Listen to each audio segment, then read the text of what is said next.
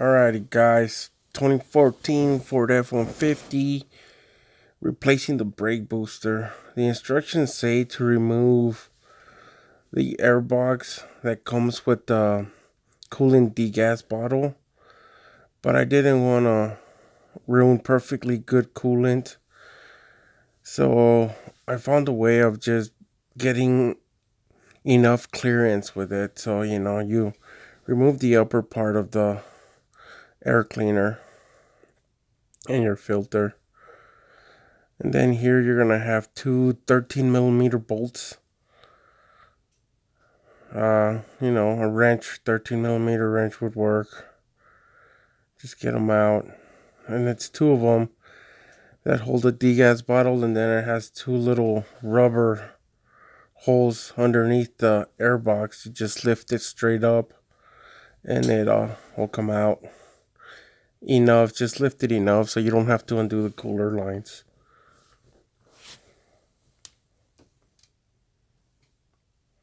But yeah, once you get that one loose and you lift it enough, and if you got like 2x4s or some wood to hold the box up, works great.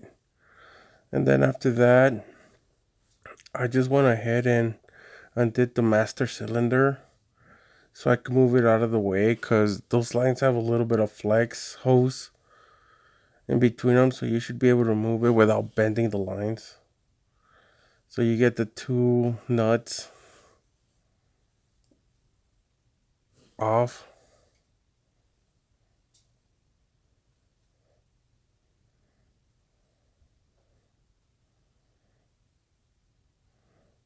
It's a simple job, guys. It's just the location of the components that actually kicks your butt.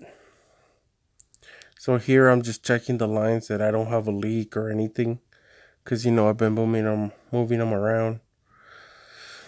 So then right here I just remove all the vacuum lines that go into the booster, or they're going to be in my way. In this case, I moved it out and routed it behind this clip or this sensor up on top, so it'll stay out of my way when I go to pull the booster out.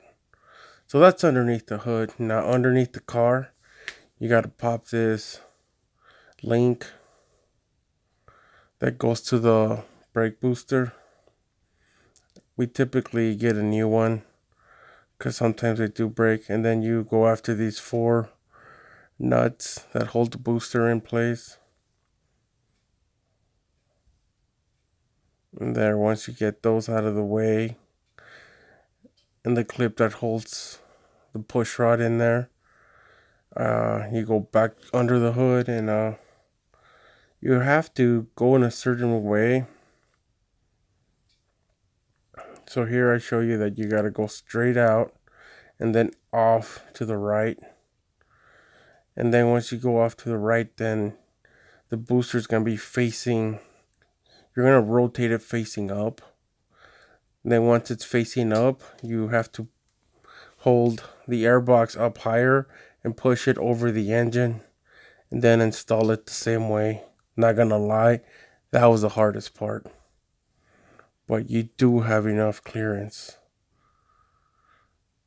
And then you come back in, and it's pretty much reverse order. Try to get the booster on there, and then once I got it on there, I started a couple of the nuts. I didn't hold it all the way down because I needed to clip it on. Once I clipped on the rod, then I went and snugged the four bolts.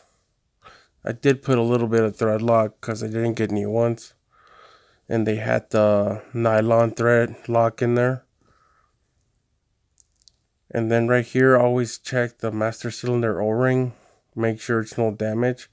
Oh look, there you can see that typically I do put a little bit of thread lock, especially if they have that nylon. And then reverse order, guys. Everything you did, clip it back on.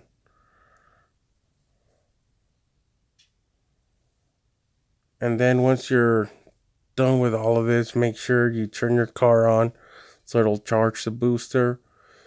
And then test your brake system, go around the block, pump your brakes, make sure everything feels good.